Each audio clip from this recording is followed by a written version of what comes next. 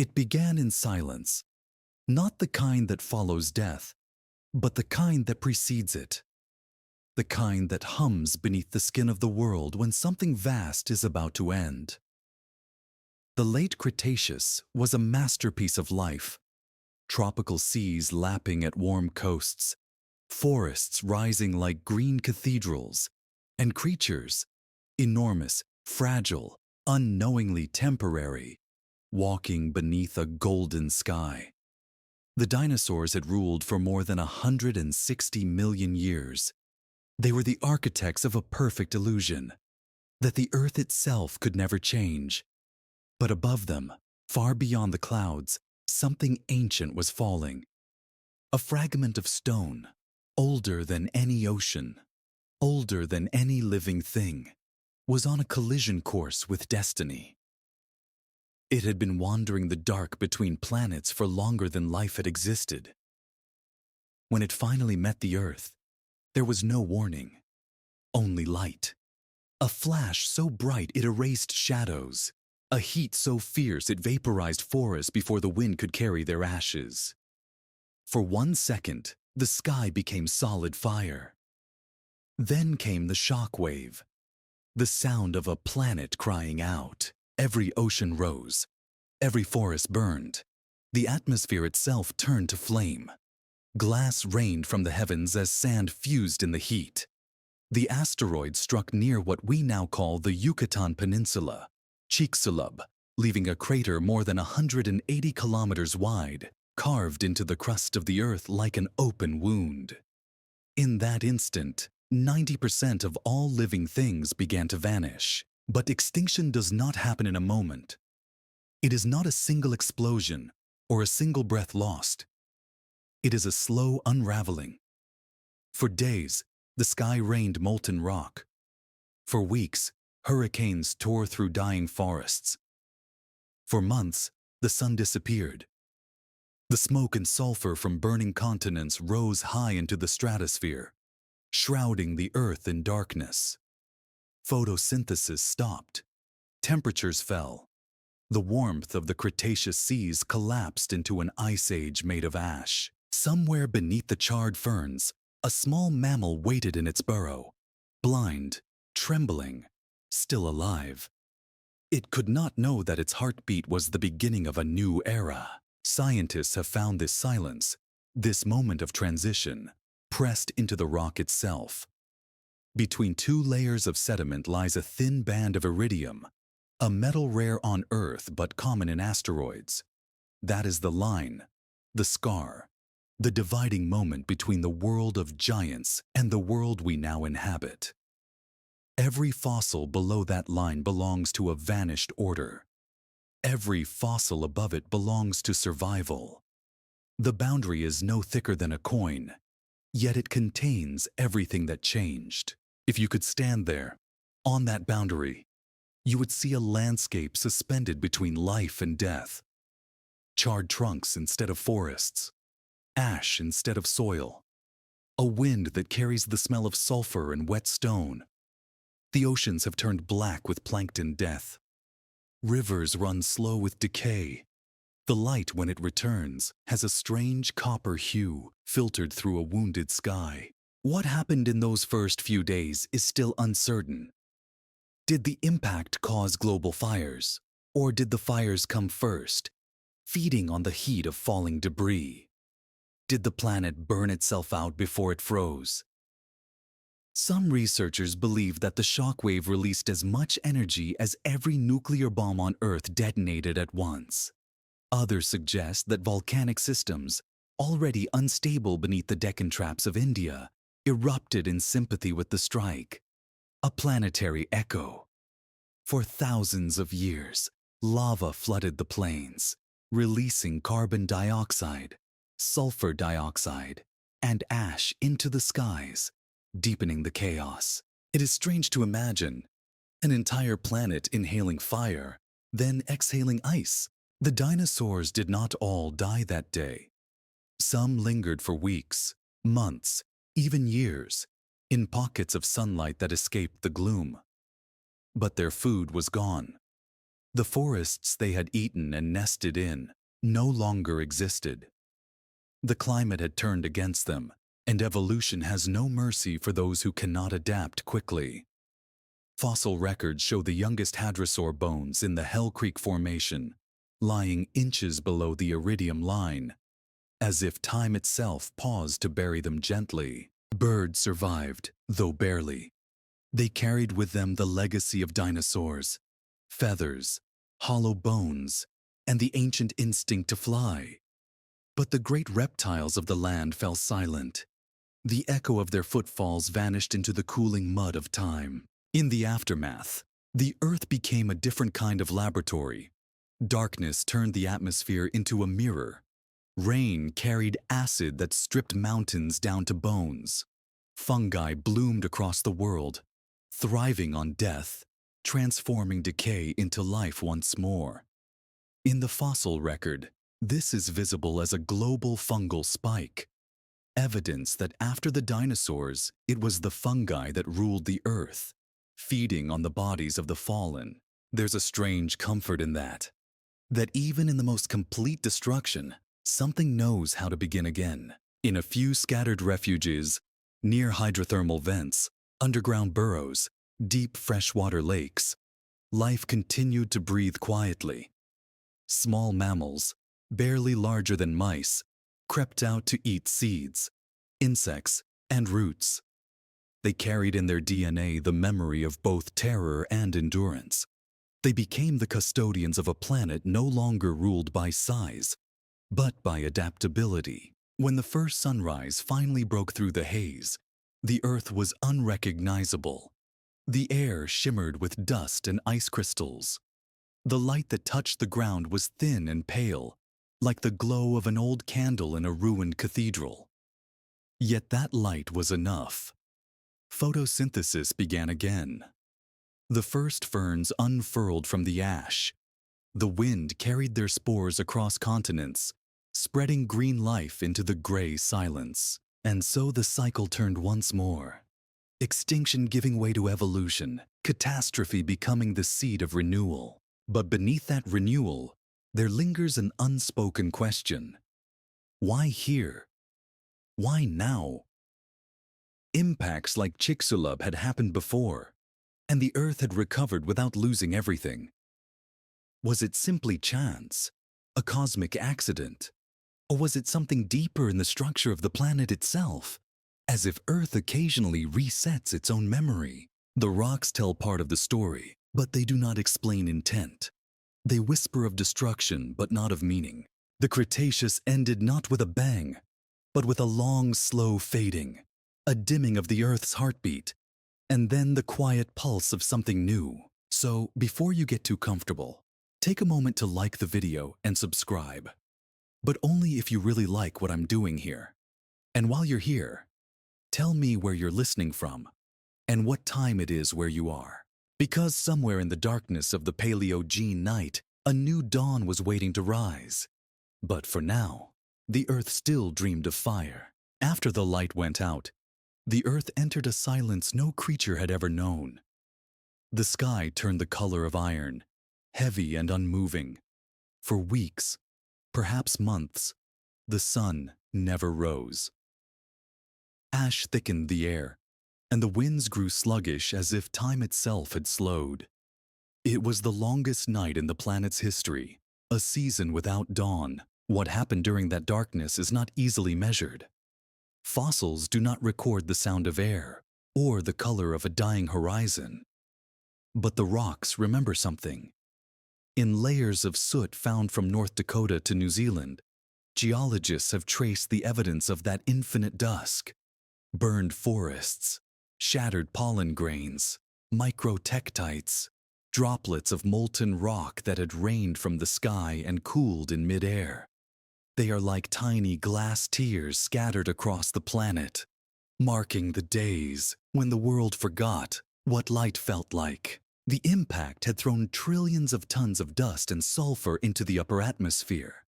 Those particles spread swiftly, wrapping the Earth in a suffocating shroud. Sunlight could no longer reach the surface. Without sunlight, photosynthesis stopped. Within days, plants began to wither, and the food chains that depended on them followed. The oceans, deprived of plankton, turned from green to black. And above it all, the stratosphere glittered faintly with ice crystals, a mockery of the vanished stars. For the creatures that survived the blast, the true struggle began only now. The dinosaurs, already wounded by starvation and cold, stumbled through landscapes of shadow and ash. Their eggs failed to hatch. Their nests grew cold. Some scientists believe that temperatures in the tropics dropped by more than 20 degrees Celsius in a matter of weeks. Tropical forests turned into ghostly thickets of charcoal. Even the insects, those eternal survivors, dwindled. But beneath the ash, in the hidden corners of the earth, life whispered to itself in the dark. Mammals, reptiles, and amphibians that had once lived in the shadows of giants now found safety in the absence of light. In the burrows, warmth remained. The ground still held a little heat, a memory of sunlight stored in the soil. There, tiny hearts continued to beat, slow and persistent. It is said that fungi covered the world during that time. Spores drifted like snow through the blackened air, feeding on the bodies of the fallen. Their filaments crawled across carcasses and fallen trees, transforming death into nourishment. The fossil record shows a sharp rise in fungal spores immediately after the boundary layer. A fungal spike, as scientists call it. Perhaps, in a way, the Earth did not sleep entirely. It dreamed in decay. In the oceans, too, there were survivors. Deep below the acidifying surface, near hydrothermal vents, bacteria and archaea fed on the chemical warmth of the planet's core. These extremophiles had no need for sunlight. Their world was older than photosynthesis, older even than chlorophyll. They became the caretakers of continuity, preserving the thread of life while the surface burned and froze above them. Some researchers believe that the darkness may have lasted for years, maybe even decades. If so, entire generations of creatures were born and died without ever seeing the sun. Imagine that. An Earth where every day was night, every shadow permanent, every breath uncertain. The air was cold, yet heavy with smoke and sulfur.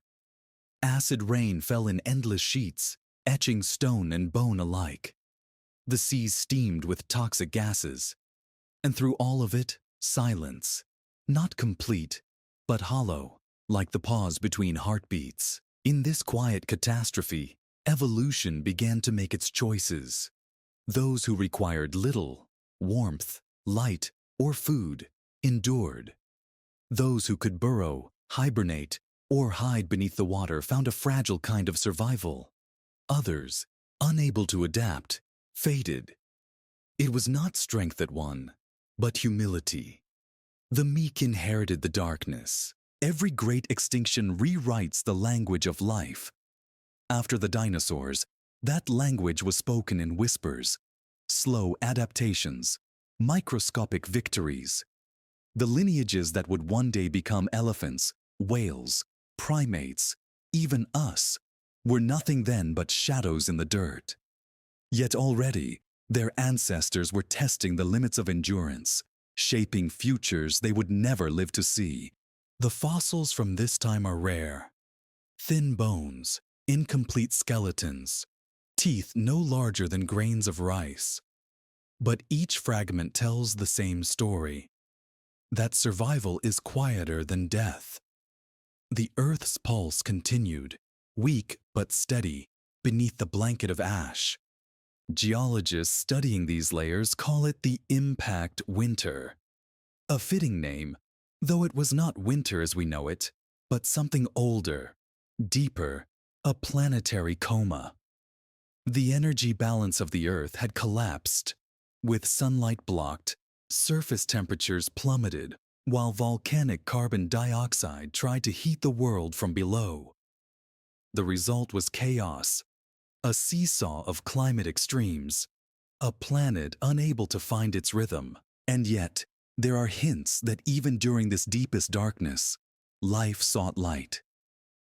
Certain fossilized fern spores appear almost immediately above the iridium layer, suggesting that only a few years after the impact, plants had begun to regrow. How could that be? Did some seeds survive buried beneath snow and ash, waiting for a moment of warmth? Did some patches of the world escape the worst of the darkness? Islands of light in a global night? We don't know. But the Earth remembers. Each year, dust still falls from space, a faint echo of that ancient catastrophe. In ice cores from Antarctica, scientists have found traces of sulfur and carbon that align eerily with the patterns seen in those ancient sediments, as if the planet itself still breathes with the memory of that loss. In the silence of the post-impact years, something began to stir. As the skies slowly thinned and the light returned, pale, filtered, cautious, the first survivors emerged. Not the grand dinosaurs, not the terrible predators, but the small, the forgotten, the patient. The mammals crept from their tunnels. The birds, descendants of those who had outflown extinction, tested their wings. Perhaps the most haunting truth of all is that the night never truly ended. The balance that shattered then has never been fully restored. Every warm dawn, every storm, every fading forest carries a faint resonance of that long Cretaceous twilight. We are children of that silence, shaped by the ashes of it. If the planet could speak, it might tell us that extinction is not a moment but a memory, one that seeps into every generation that follows. We live inside the echo of that night, and still, one question lingers, unspoken but undeniable. What if it hadn't ended? What if, beneath the darkness, something else had awakened? Something ancient enough to remember the light before the dinosaurs. Something that found comfort in the long sleep of the Earth. The stars above us, after all, have seen this cycle before. They have watched worlds burn and recover, over and over again. They shine now on our living planet, just as they once shone on that dead one. But the light, however constant, can never erase the shadow it left behind. The night after the dinosaurs was not merely a darkness of the sky. It was the darkness of memory. The moment when Earth itself learned that even creation must sometimes forget in order to begin again. When the dust of the great extinction settled, the world above seemed finished. Every horizon was gray. The forest that had once thundered with life had become nothing but splinters and soot. Even the ocean, that endless breathing thing, had gone quiet, as if holding its breath. But below the surface, hidden under layers of ash and soil, something continued to move. Small, soft, invisible, but alive. These were the survivors, the forgotten lineage of creatures who refused to die. It is easy to think of the end of the dinosaurs as total, a curtain closing on one age and opening on another. But life does not recognize such boundaries. It hides in cracks, in warmth, in memory. Beneath the ruins of the Cretaceous world, in burrows, swamps, roots, and volcanic springs, evolution kept its heartbeat low and steady. In those dark shelters, mammals no larger than a mouse gnawed on seeds and insects. Amphibians waited under the wet leaves that still clung to the last traces of green. Crocodilians lingered in murky waters that steamed faintly with volcanic breath. And in the soil, invisible, tireless, fungi consumed the dead. Mycologists studying the boundary layer found an astonishing bloom of fungal spores, a black carpet that blanketed the continents after the fires died. It was as if the planet itself had decomposed. Trees, ferns, dinosaurs, everything that could rot became fuel for this slow empire of decay. Fungi fed on the fallen, and in return released the carbon and nitrogen that would someday feed forests again. In that way, Death became the first act of resurrection. The mammals that survived did not know what they were inheriting. They had spent millions of years living beneath the feet of giants, scavengers, burrowers, creatures of the night. Their lives had been defined by avoidance. Stay small, stay hidden, stay quiet. Now, in the silence that followed, those instincts became their salvation. Paleontologists have found traces of their tunnels, preserved in the rocks of Montana and Patagonia, twisting narrow labyrinths where ancient fur and bones still lie. Inside those tunnels, it is possible to imagine the sound of tiny claws scratching against the dark, of newborns huddling for warmth, of an entire future trembling in the soil. The first survivors did not rebuild the world immediately. They waited. The atmosphere was still toxic, the rain still acid. For years, perhaps decades, sunlight remained dim and untrustworthy. Only when the skies began to clear did the surface start to heal. Plants were first. Ferns, ever the patient pioneers, sprouted from the ashes. Within decades, they spread across continents like green fire. In their shade, insects returned, followed by the small mammals who had outlasted the age of reptiles. Among those early mammals were shrew-like creatures such as Purgatorius, whose fossilized teeth have been found in the first Paleocene layers above the extinction line. Their enamel still carries the marks of seeds and fruit, evidence that the first mammals to reclaim the world were omnivores, opportunists, and quiet innovators. They would one day give rise to primates, to ungulates, to every lineage that would walk or think upon this planet. But in those first years, they were simply survivors. The crocodilians tell another story, one of patience older than time. They had endured extinctions before and would endure again. Protected by their cold-blooded stillness, they sank to the bottoms of rivers and lakes, letting their hearts slow to a whisper. When the fires raged above, they waited in mud and shadow. When the ice came, they slept. To this day, their lineage carries the ancient calm of that waiting, the stillness of a creature that has already seen the end of the world and knows it will pass. And the oceans, though wounded, did not die completely. In deep water, where sunlight had never reached even in the best of times, bacteria and plankton found a way to persist. They lived off minerals rising from the planet's core: iron, sulfur, and methane bubbling through hydrothermal vents. These microscopic survivors became the foundation for new ecosystems. Slowly, the seas began to breathe again. When the light returned, the first phytoplankton awoke, and with them, the cycle of oxygen. There is something haunting in this pattern, that every rebirth begins underground, underwater, unseen. The surface world collapses, but life always hides beneath, waiting for a signal to return. It is a reminder that creation is not loud. It whispers. It grows in the dark where no one looks. In the years that followed the impact, Earth entered what scientists call the Paleocene epoch, an age of quiet recovery. Fossil pollen shows that within 10,000 years, tropical forests began to return.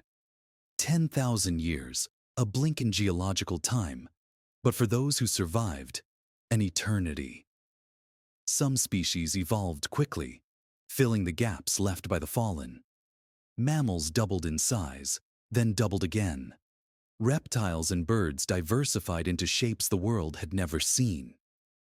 Yet the shadow of extinction remained, a memory encoded in every cell, an ancient anxiety that life itself could vanish overnight. Some researchers have found in this period what they call disaster taxa, species that thrived in chaos, that seemed to appear suddenly in the fossil record, as if conjured from the void. Their origins remain unclear. Were they remnants of older lineages, hidden too deeply to trace?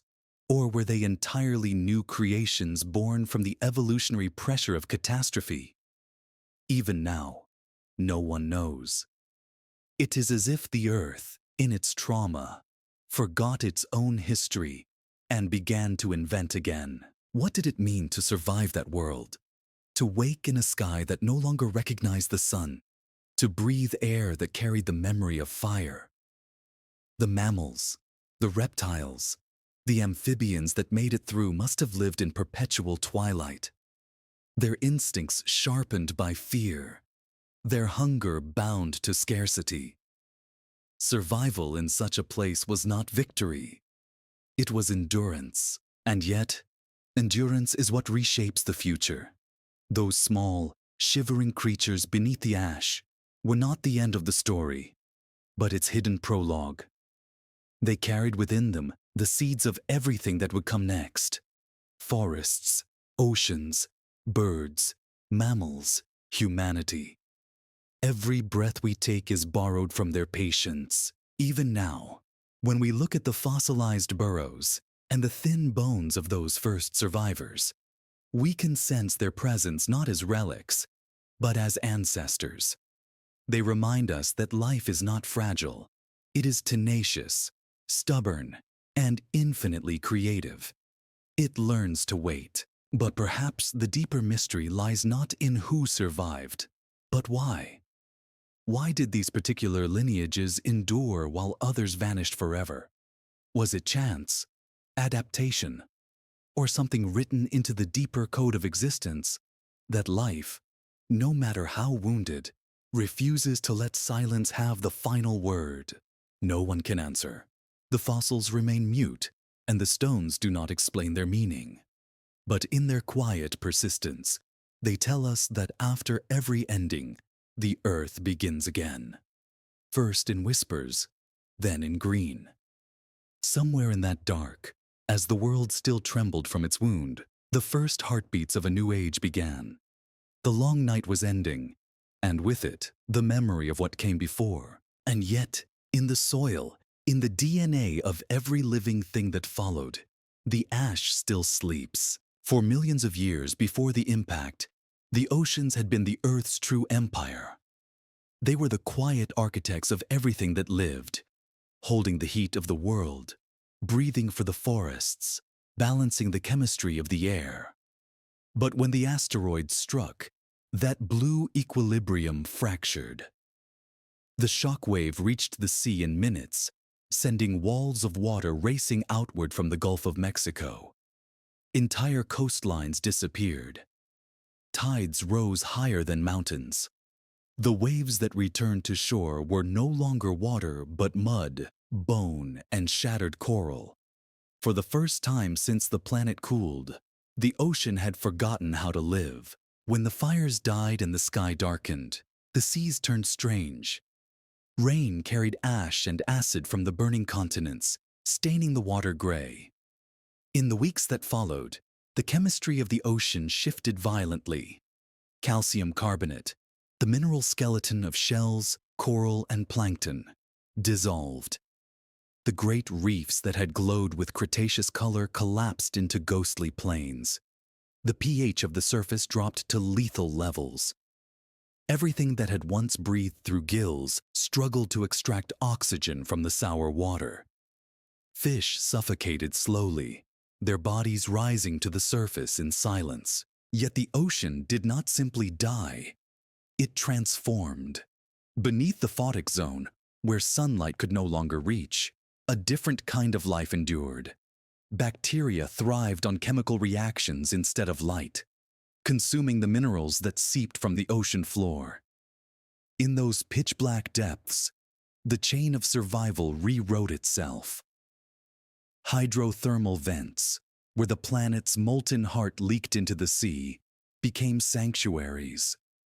Around them gathered strange creatures, worms without eyes, shrimp that shimmered faintly, microbes that converted poison into nourishment. In a world where sunlight had failed, the earth had learned to feed itself from within. Above, though, there was only stillness.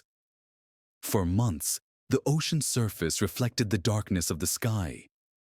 No glimmer of sun, no blue horizon, just a dull metallic mirror stretching from pole to pole. The wind dropped away, and with it, the sound of waves. It was as if the planet's breath had stopped. Scientists studying this period describe what they call an anoxic event, a time when oxygen levels in the oceans fell so low that vast regions became dead zones. Without plankton to photosynthesize, the upper layers of the sea lost their oxygen supply, and without currents to stir them, the deeper waters turned stagnant.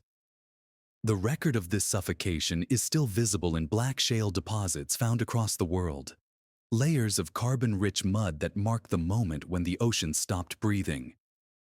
But the silence of the sea was not eternal.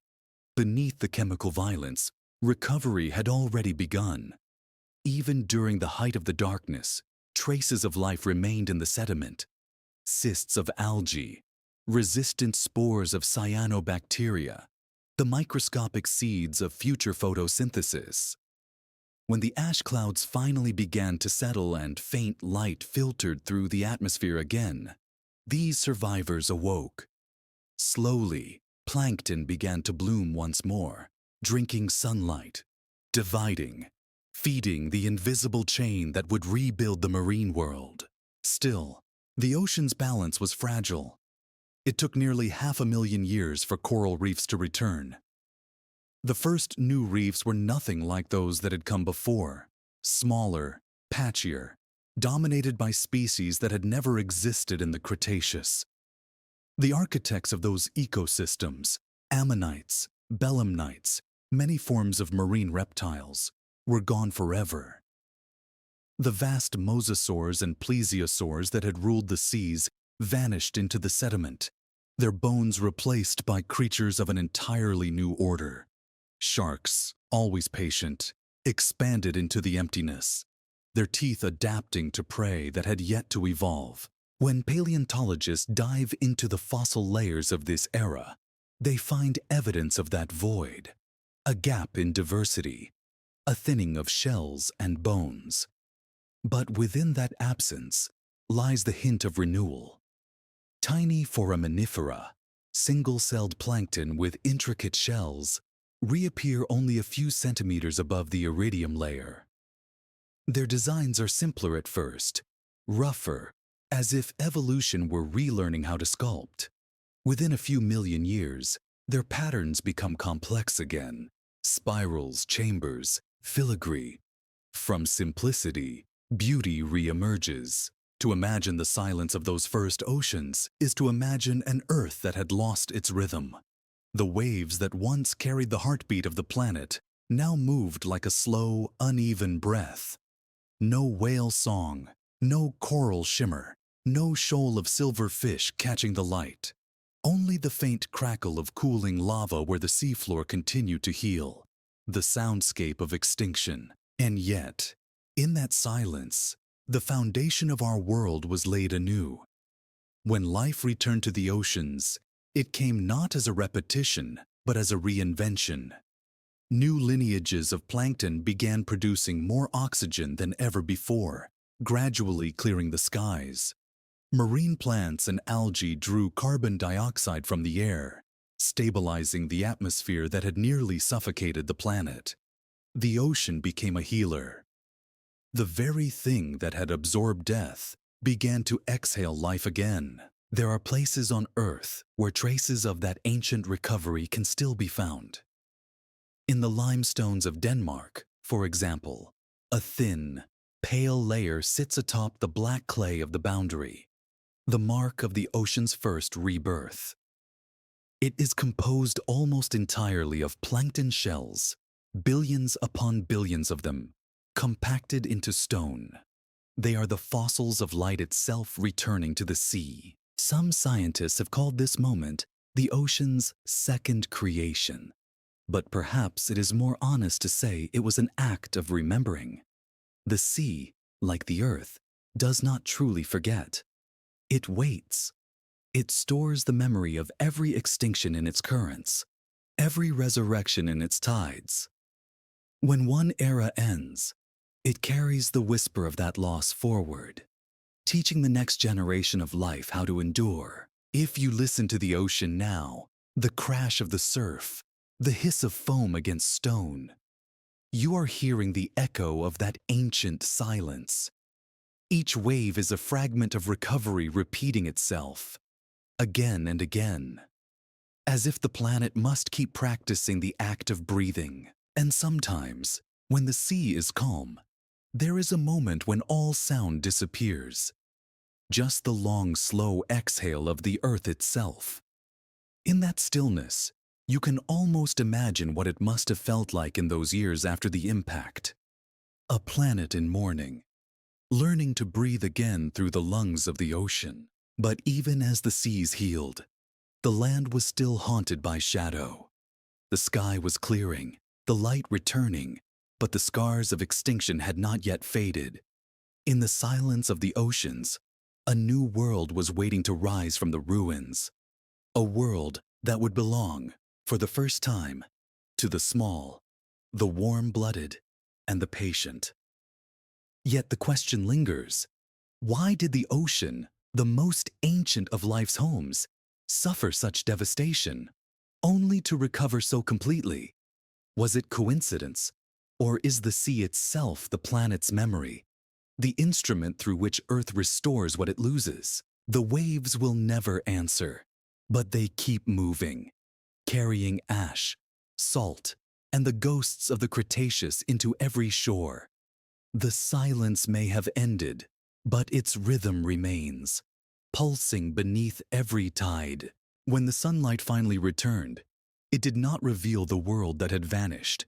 It revealed something smaller, humbler, trembling but alive. The forests were still pale, the air faintly bitter, but among the blackened trunks and fern shoots, movement had returned.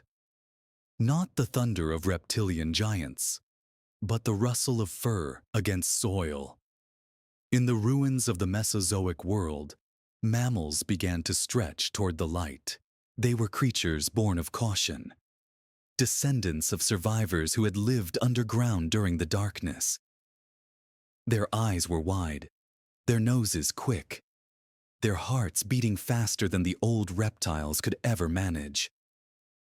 They had evolved in secrecy for millions of years beneath the dinosaurs' feet, perfecting the art of silence. And now, in a landscape stripped of dominion, that silence became an advantage. The first epoch of their reign, the Paleocene, began not with grandeur, but with quiet persistence.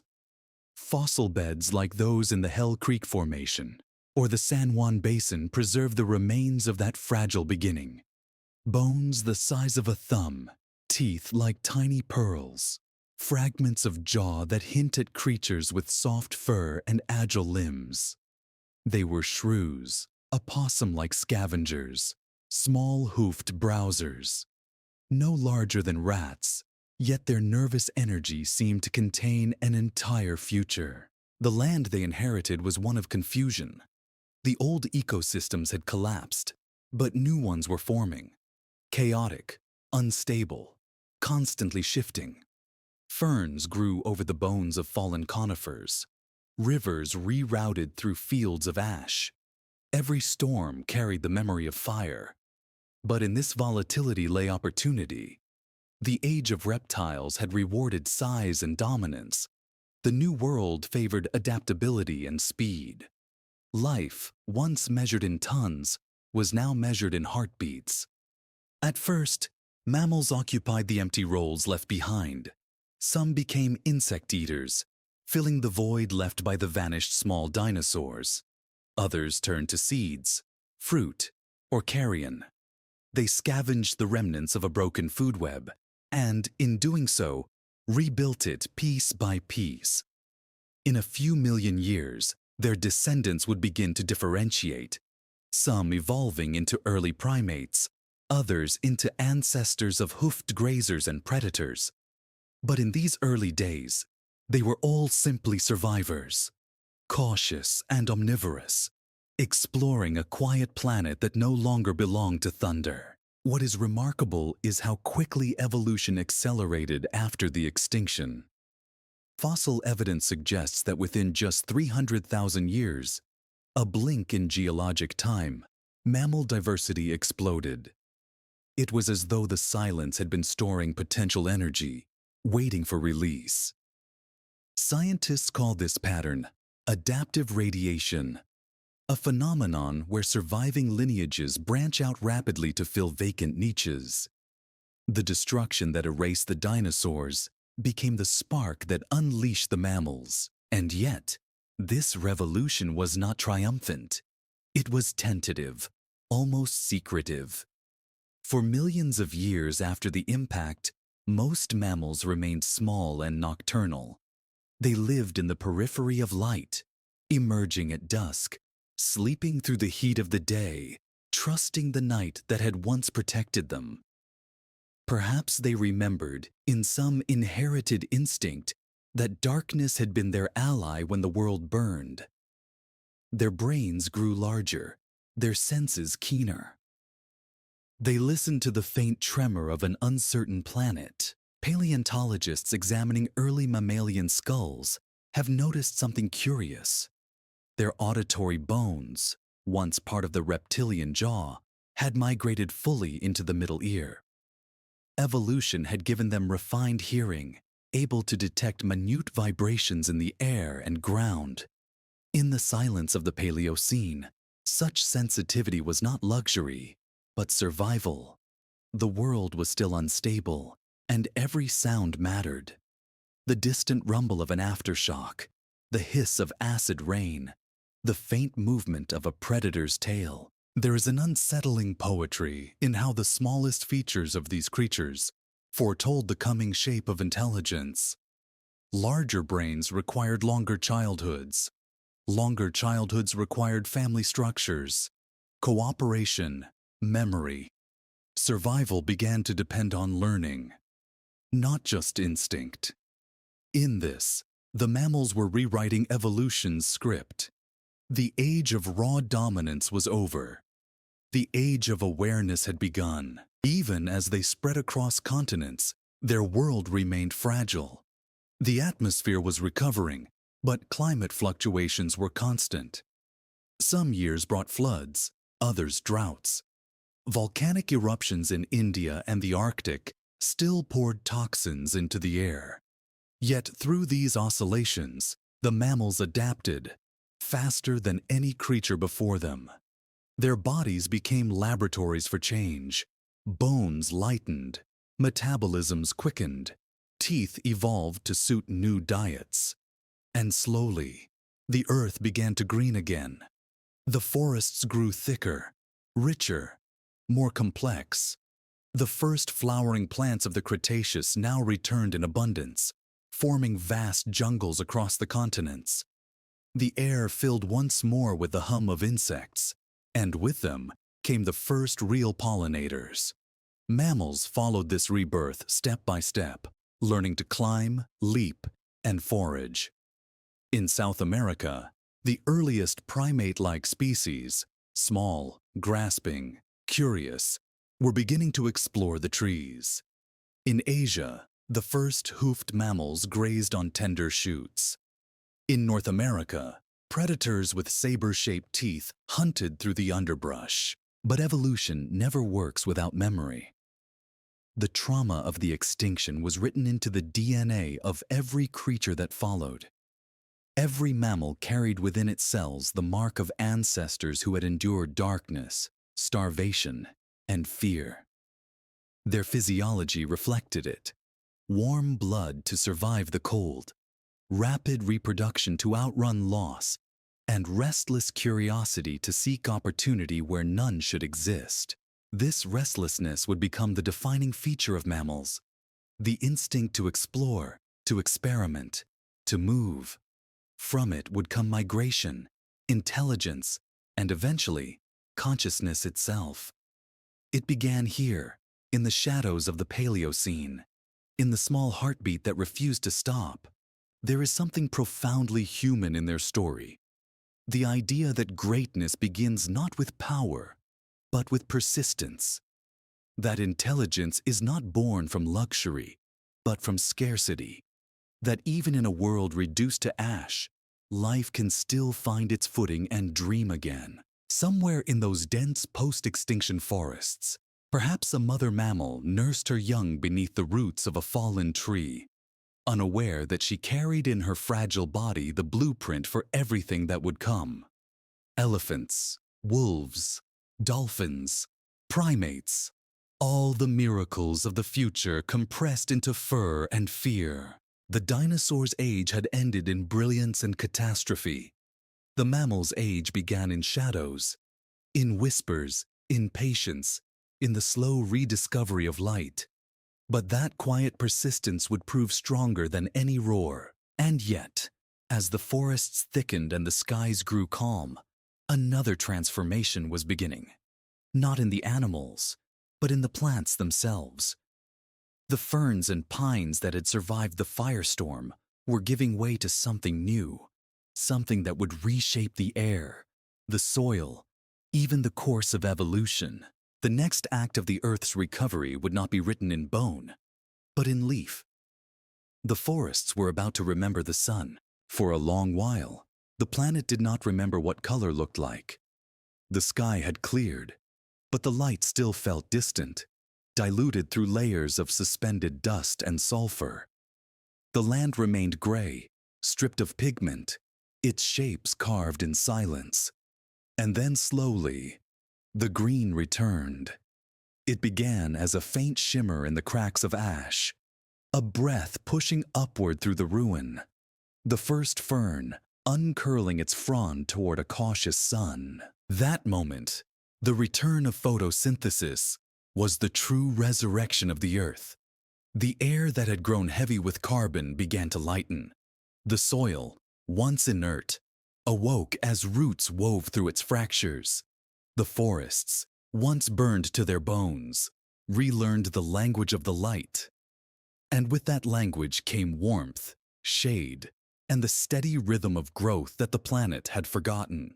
The earliest plants to reclaim the post-impact world were not the towering trees of memory, but the humble colonizers, ferns, mosses, horsetails. They thrived on what others could not endure. Poor soil, low light, acidic rain. Their spores traveled across continents, settling wherever the ash had cooled enough to permit life. In a geological instant, entire landscapes turned green again. Fossil pollen shows a sudden global explosion of ferns immediately above the iridium layer, a biological signal that the Earth, though wounded, still knew how to breathe. It is hard to imagine that patience, the way the planet heals itself one molecule at a time. The atmosphere, choked with carbon and soot, began to clear as plants absorbed the residue of catastrophe. With every leaf that opened, sunlight entered the world again, and the chemistry of the air shifted back toward balance. Oxygen rose, temperature stabilized, and the cycle of seasons, interrupted by extinction, resumed its ancient rhythm. But these new forests were not the same as those that had perished. Before the impact, the world had been dominated by conifers, cycads, and flowering plants of the Cretaceous. Vast jungles filled with dinosaur trails and insect symphonies. The Paleocene forests that replaced them were quieter, stranger, experimental. Their species were untested, their canopies lower, their roots shallow. The landscape was soft, as if nature itself were cautious after what it had endured. Still, evolution thrives on empty space. Where the dinosaurs' weight had once crushed the ground, saplings now grew unopposed. Ferns gave way to flowering plants, angiosperms, whose complex blossoms attracted the few insects that survived. In turn, these insects carried pollen between species, accelerating diversification. In the fossil record, we see this as an explosion of new forms. Broad-leafed trees, vines, fruit-bearing shrubs. Life was reinventing color. The mammals, still small and alert, followed this greening world like pilgrims. With the return of vegetation came abundance: seeds, fruit, insects, shelter. For the first time since the impact, ecosystems began to knit themselves together again. The forests became corridors of survival, places of safety and innovation. Small primates climbed into the branches. Early ungulates grazed among the ferns. Predators watched from the shadows. The soundscape of life, rustle, hum, heartbeat, returned. But there was more to this recovery than biology. The forest did not just bring life, they brought memory. Each layer of leaf litter, each new ring of wood, recorded the slow repair of the atmosphere. As carbon was drawn from the air and trapped in plant tissue, the earth cooled. Glaciers retreated. Rainfall returned. The rhythm of evaporation and condensation, the heartbeat of the hydrological cycle, began to pulse again. The forests were not just the lungs of the planet. They were its clock, and hidden among their roots, another kingdom flourished: the fungi. The same organisms that had feasted on the dead now entered into partnership with the living. Mycorrhizal networks formed between tree roots and fungal filaments, exchanging nutrients for sugars, weaving vast invisible webs beneath the soil. These networks stabilized the land, filtered toxins, and connected entire ecosystems in a communication older than language. Every forest you see today is a descendant of that silent pact, a collaboration born out of extinction. In some places, volcanic landscapes birthed new forms of resilience. The Deccan Traps in India, once the source of destruction, became fertile ground for regrowth.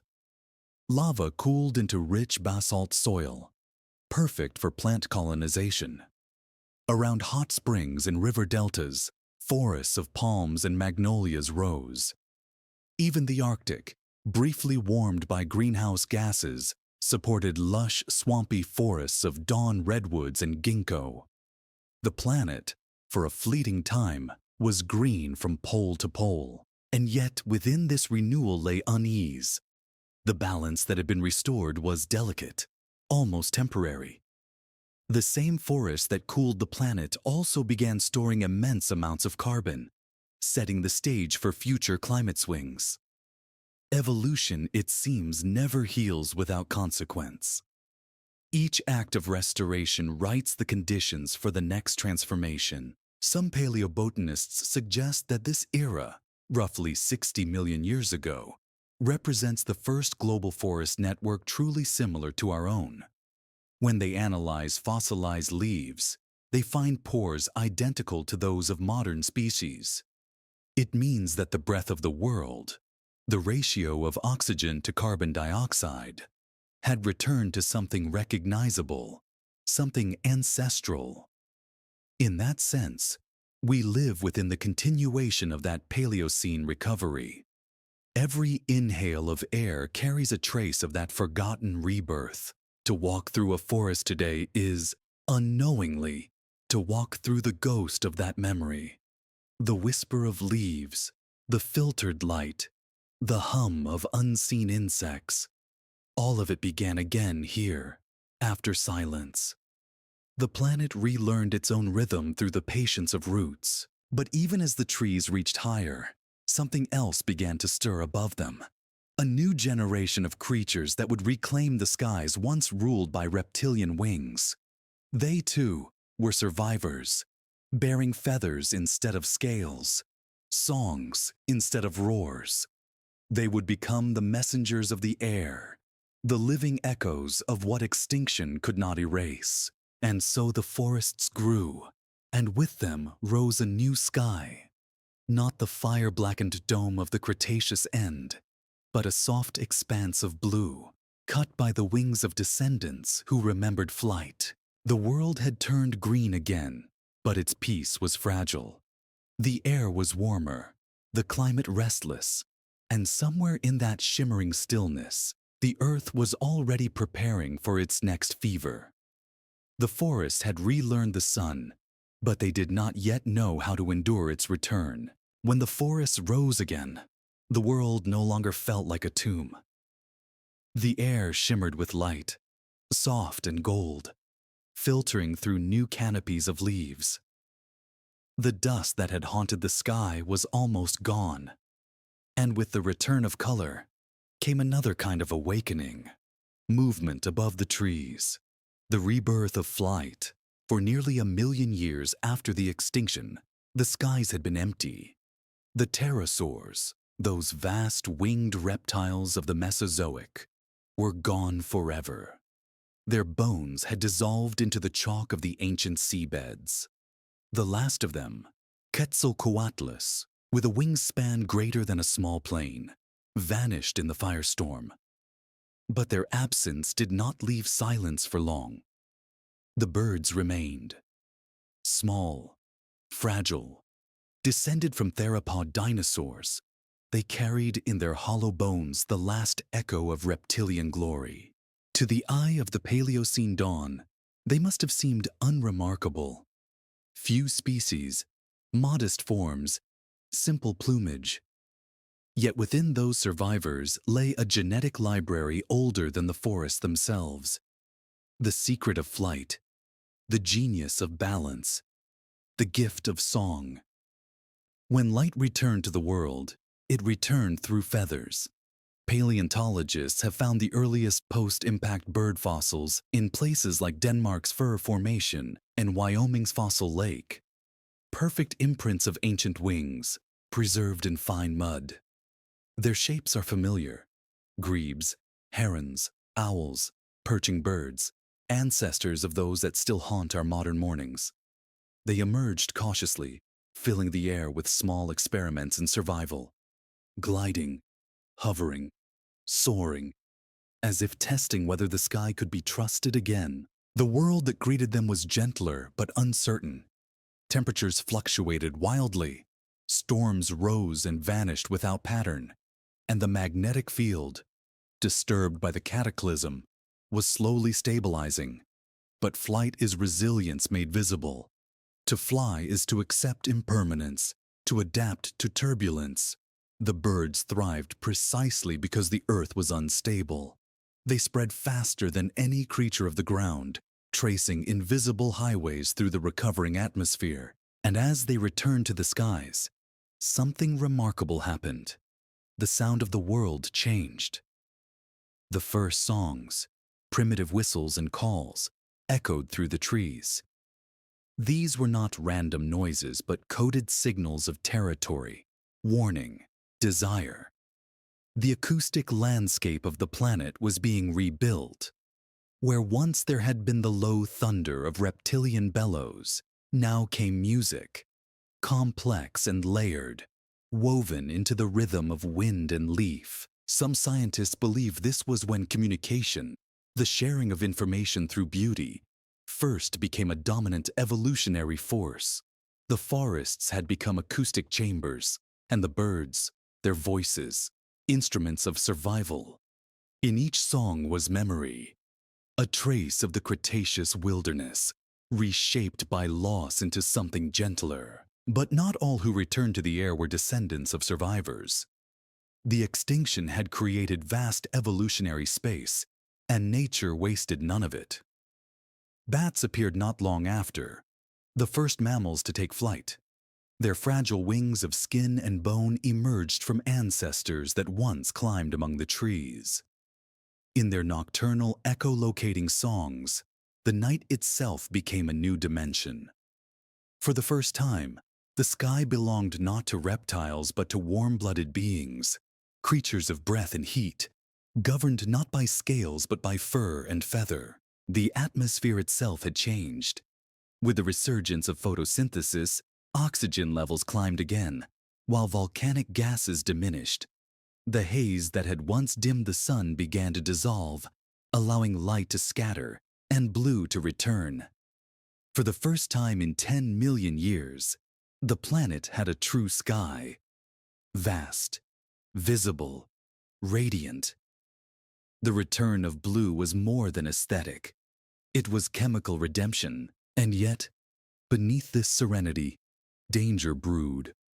The same photosynthetic burst that healed the atmosphere also pulled carbon dioxide from the air too quickly. The planet began to cool. Glacial systems stirred. Rainfall patterns shifted. It was a subtle reminder that balance, once lost, is never easy to recover. The new sky was not a promise. It was a test. The birds seemed to sense it. They adapted faster than any other lineage. Some grew large, reclaiming the airspace once dominated by pterosaurs. Giant predatory birds, the terror birds of South America, would later rule the land for millions of years, hunting mammals with beaks that could crush bone. Others, smaller and more delicate, filled the forests with diversity. Parrots, woodpeckers, hummingbirds. Feathers became not just tools for flight, but canvases for light itself, reflecting the reborn sun in patterns of iridescent color. Evolution had turned tragedy into art, but perhaps the most mysterious change was in behavior. Fossil evidence suggests that birds developed complex nesting and parenting strategies during this time, guarding eggs, feeding young, migrating with the seasons. No longer were they mere survivors. They were planners, travelers, guardians of continuity. The world's first architects of future generations. It's haunting to think that in every bird alive today, from the robin on a windowsill to the albatross crossing the Pacific, there remains a memory of that rebirth. Each wingbeat carries the same instinct that pulled their ancestors out of extinction. When they rise into the air, they reenact the moment when life chose to trust the sky again, and the mammals below must have watched them with wonder. The creatures of the earth, still rebuilding, saw in the birds a promise that freedom could exist after ruin, that the horizon could still be reached. In time, they too would climb, leap, and eventually learn to dream of the same sky. The planet, for now, was peaceful. The forests thrived. The seas stirred with new color. The atmosphere, thin and clear, carried the first real warmth since the Cretaceous ended. But peace, on Earth, is always temporary. Deep within the mantle, volcanoes still breathed. Carbon was accumulating again. The Earth, though green and bright, was already writing the next chapter of imbalance. The age of mammals had begun to unfold under this fragile sky, but the sky itself was not done changing. The warmth that followed the long night was beginning to rise beyond comfort. The poles melted, the oceans steamed, and the planet, as if remembering its fever, started to heat again. And so, beneath the returning blue, a quiet warning began to hum through the air. Life had conquered extinction, but in doing so, it had awoken the climate once more. The forests, the mammals, the birds, all were living within a borrowed calm, a pause between extremes. For now, the sky was radiant, but every sunrise seemed to burn a little brighter, as if the sun had not forgotten the fire that once erased the dinosaurs. The Earth had relearned flight, but it was about to relearn heat. At first, the warmth felt like mercy. After millennia of ash and ice, the sun was no longer something to fear. It poured softly through the canopy, stirred the rivers, coaxed flowers into impossible shapes. The forests thickened, the air grew fragrant, and the mammals, those small, quick architects of survival, flourished in this gentle fever. The Earth seemed to have forgiven itself. But balance is fragile, and the planet has never truly known peace. The very forces that restored life also carried within them the memory of destruction. Beneath the continents, magma still pulsed through the scars of impact. Volcanoes, like buried hearts, kept beating, releasing carbon dioxide into the recovering air. And slowly, invisibly, the warmth began to rise again. It began as a whisper in the climate. A few degrees here, a few there. The glaciers that had briefly advanced melted back. Rainforests spread into temperate zones. Ferns and palms grew where ice had once gathered. But the change did not stop. Within a few million years, the Earth entered one of its strangest experiments. A sudden, unrestrained warming that would later be called the Paleocene-Eocene thermal maximum. The signs of that ancient fever are written in stone. Deep in ocean sediments, scientists have found a thin red band, the color of iron oxidized by heat. Within it, isotopic ratios of carbon reveal an astonishing event: a massive global injection of greenhouse gases. Carbon dioxide levels may have doubled, perhaps tripled, in only a few thousand years. A geological heartbeat. The temperature of the planet soared by 6 to 8 degrees Celsius. The poles melted entirely. There was no ice anywhere on Earth. Imagine a world where the Arctic shimmered with subtropical swamps, where crocodiles basked beneath the midnight sun, and palm trees grew on the coasts of Greenland.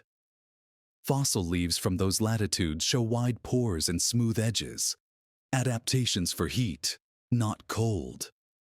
The atmosphere was thick, heavy with moisture, carrying storms that raged for centuries. Rainforests stretched unbroken from pole to pole. It was the most lush and chaotic age since life had begun, and yet the beauty of it was deceiving. Beneath the warmth, the oceans began to suffocate. As temperatures rose, oxygen dissolved less efficiently in water. Deep-sea ecosystems collapsed. Entire marine species vanished in silence. On land, the heat altered the chemistry of soils, releasing methane, a far more potent greenhouse gas, from the thawing permafrost of polar peatlands. The Earth's fever began to feed itself. No one knows exactly what triggered it. Some blame the slow exhalation of volcanic fields beneath what is now Iceland, where the North Atlantic was just beginning to open. Others suspect a release of methane hydrates, frozen gas trapped beneath the seafloor, destabilized by warming currents. A chain reaction began. Heat released carbon, and carbon amplified the heat. A runaway greenhouse. For nearly 200,000 years, the world lived inside this fever. Forests that had once been green darkened, their leaves thinner, glossier, better suited to reflect the punishing sun. Mammals evolved smaller bodies, a curious adaptation known as dwarfing, a response to limited resources and overheated metabolism. In some species, size reduced by nearly 30%. Evolution was sculpting resilience again, compressing survival into smaller, more efficient forms. And yet, the fever did not destroy. It transformed. The warm climate opened corridors between continents, lush routes that allowed species to migrate, to mix, to experiment. Primates spread from Asia to Europe. Hoofed mammals crossed the ancient land bridge between North America and Eurasia. Early horses appeared, small forest-dwelling creatures the size of foxes, darting through the heat-hazed undergrowth. The Earth, in its delirium, was reinventing mobility. In the fossil record, this moment reads like a dream, a sudden swirling diversity of life, appearing and vanishing almost too fast to trace. For paleontologists, it is both a miracle and a warning. The same processes that accelerate creation also foreshadow collapse. The thermal maximum is the closest analog to our modern climate crisis, a mirror tilted backward through time. The difference is scale. What took nature thousands of years, humanity now achieves in centuries. During this ancient warming, the oceans turned acidic as carbon dioxide dissolved into their waters. The same patterns appear in our modern coral reefs today. Microfossils from that time show shells thinning, dissolving, disappearing altogether. The ocean's chemistry itself had changed, and with it, the foundation of the marine food web. The Earth's fever burned across every habitat, leaving no refuge untouched. But eventually, even a fever breaks. Something in the cycle shifted. Perhaps volcanic emissions slowed, or silicate rocks began absorbing carbon again through chemical weathering. Over hundreds of thousands of years, the planet cooled.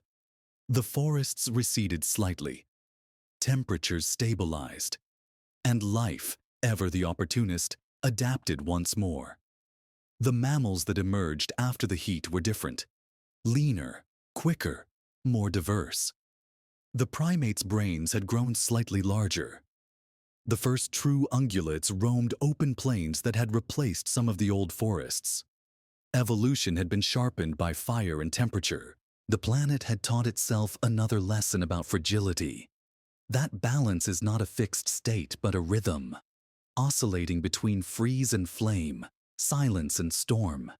The Earth does not stay still. It breathes in climate, and perhaps, in some distant memory, that cycle lingers within us. The warmth we seek, the comfort we crave, might be echoes of this age, when life expanded beneath relentless heat and learned both its power and its price. What remains most haunting is how familiar the signs are. Rising carbon, collapsing oceans, shifting migration patterns. Each line of evidence from the Paleocene-Eocene thermal maximum reads like a letter from the past addressed to the future. The handwriting is planetary. The language, geological. The warning, unmistakable. The forests survived. The mammals endured.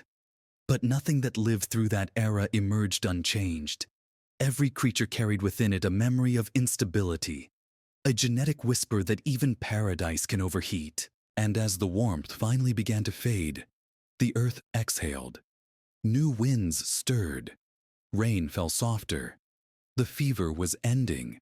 But the atmosphere still shimmered with carbon ghosts. And the planet, ever restless, began to prepare for the next experiment in adaptation. For life on Earth, every recovery is only the beginning of another trial.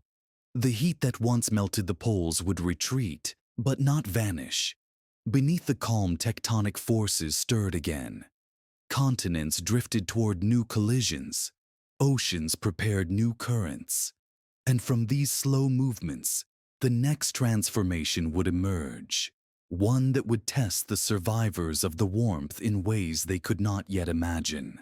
The Earth had healed, but healing is never final.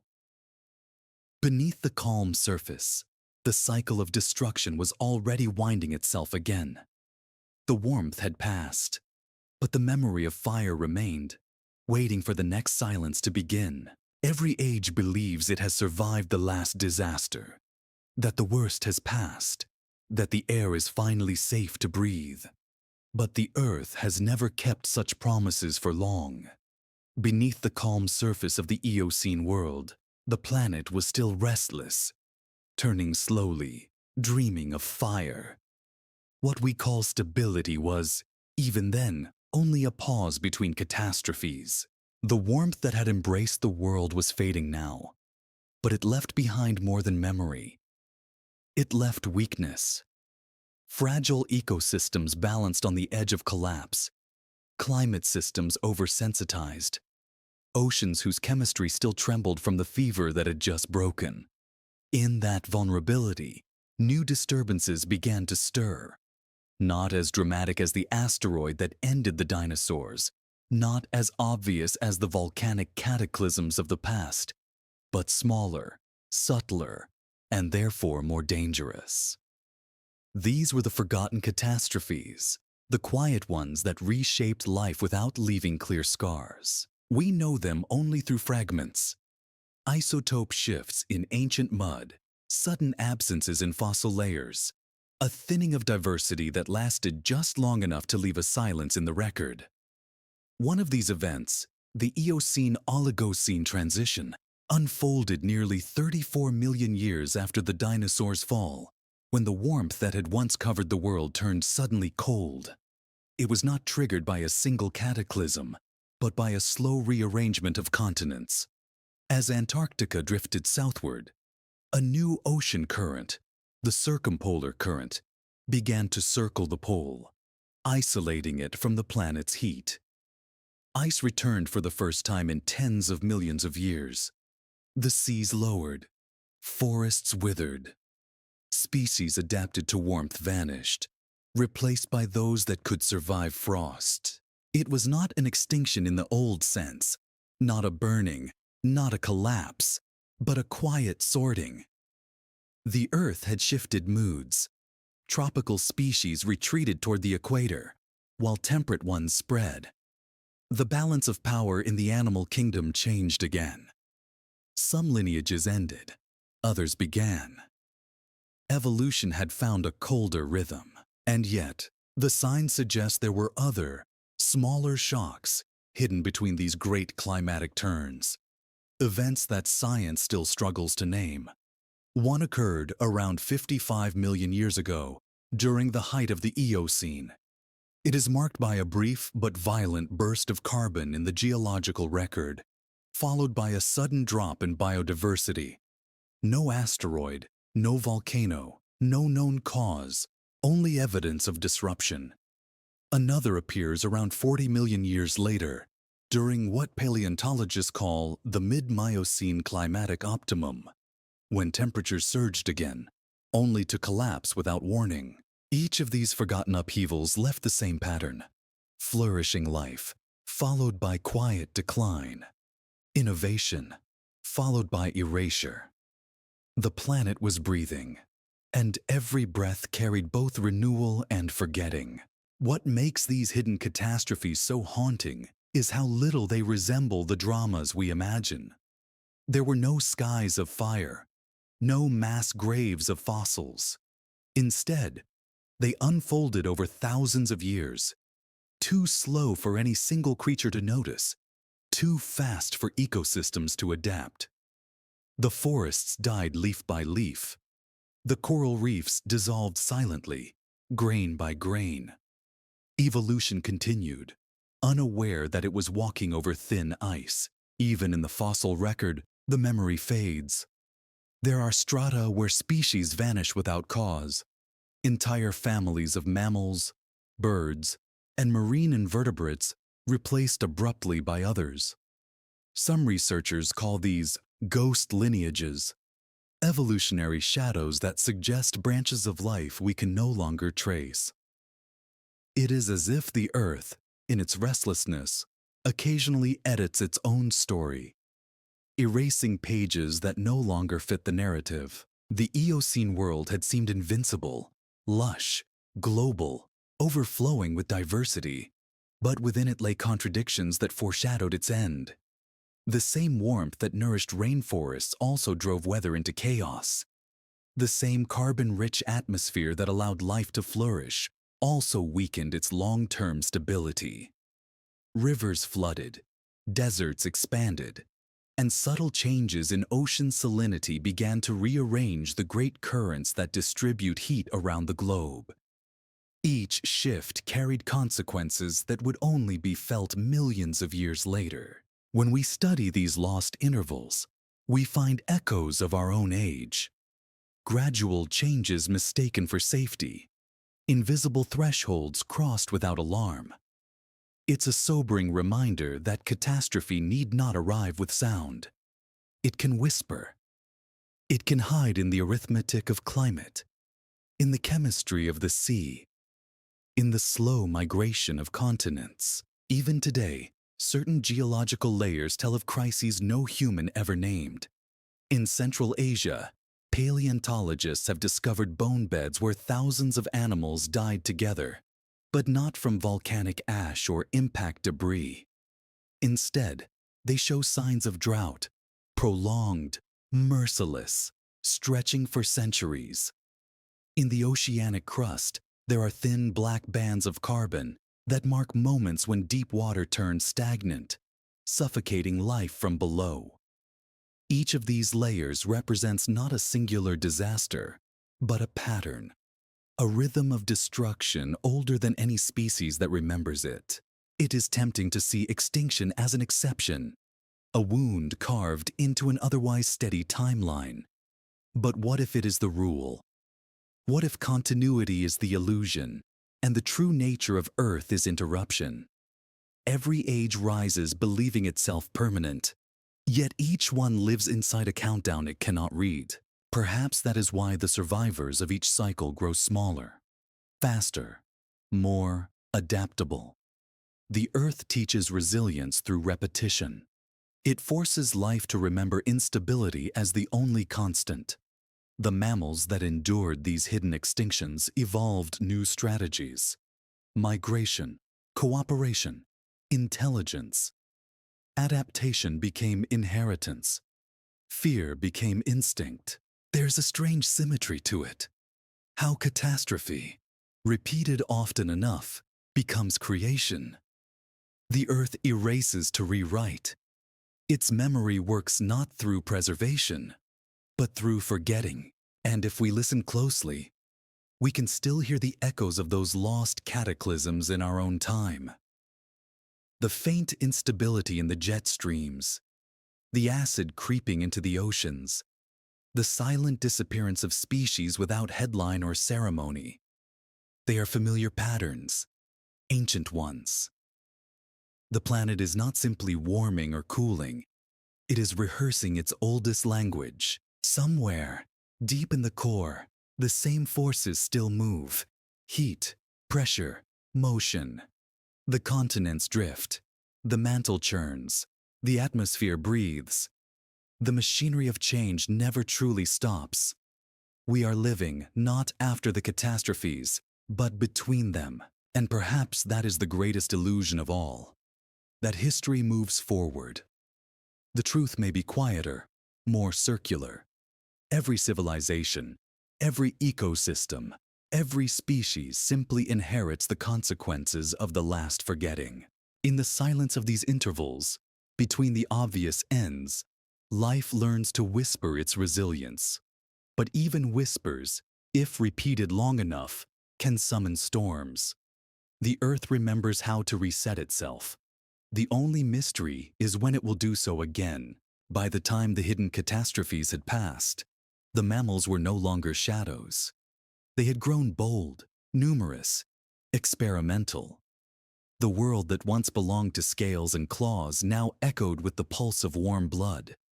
Across the continents, a new kind of dominion was taking shape.